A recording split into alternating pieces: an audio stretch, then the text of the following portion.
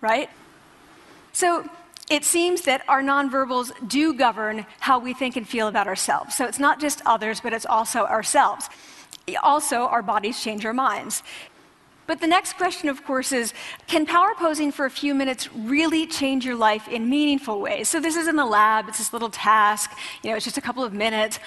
Where can you actually apply this, which we cared about, of course. And so we think it's really what matters, where you want to use this is evaluative situations, like social threat situations. Where are you being evaluated? Either by your friends, like for teenagers, it's at the lunchroom table. It could be, for some people, it's speaking at a school board meeting. It might be giving a pitch, or giving a talk like this, or doing a job interview. We decided that the one that most people could relate to, because most people had been through, was the job interview. So we published these findings, and the media are all over it, and they say, okay, so this is what you do when you go in for the job interview, right? So we were, of course, horrified and said, oh my God, no, that's not what we meant at all, for numerous reasons. No, don't do that. Again, this is not about you talking to other people, it's you talking to yourself. What do you do before you go into a job interview? You do this.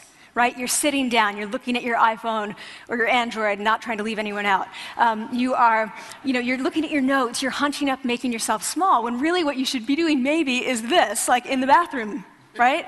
Do that, find 2 minutes. So that's what we want to test, okay? So we bring people into a lab, and they do either high or low power poses again. They go through a very stressful job interview. It's 5 minutes long. They are being recorded, they're being judged also, and the judges are trained to give no nonverbal feedback. So they look like this. Like, imagine this is the person interviewing you.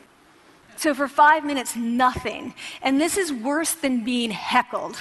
People hate this. It's what Marianne LaFrance calls standing in social quicksand. So this really spikes your cortisol. So this is the job interview we put them through, because we really wanted to see what happened.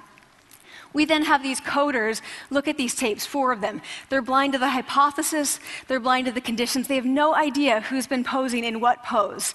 And they end up looking at these sets of tapes, and they say, oh, we want to hire these people, all the high power posers. We don't want to hire these people. We also evaluate these people much more positively overall. But what's driving it? It's not about the content of the speech. It's about the presence that they're bringing to the speech. We also, because we rate them on all these variables related to sort of competence, like how well structured is the speech? How good is it? What are their qualifications? No effect on those things. This is what's affected, these kinds of things. People are bringing their true selves, basically. They're bringing themselves. They bring their ideas, but as themselves, with no residue over them. So this is what's driving the effect, or mediating the effect. So when I tell people about this, that our bodies change our minds, and our minds can change our behavior, and our behavior can change our outcomes, they say to me, I want to say to you, don't fake it till you make it. Fake it till you become it.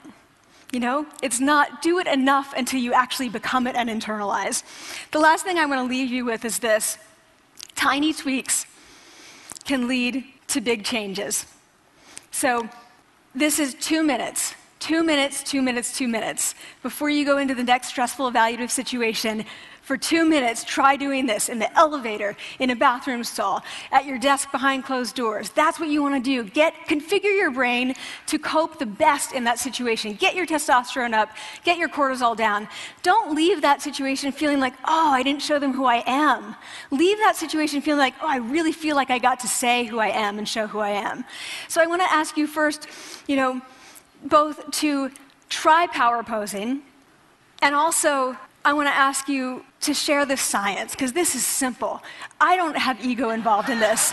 Give it away. Share it with people, because the people who can use it the most are the ones with no resources and no technology and no status and no power. Give it to them, because they can do it in private. They need their bodies, privacy, and 2 minutes, and it can significantly change the outcomes of their life. Thank you.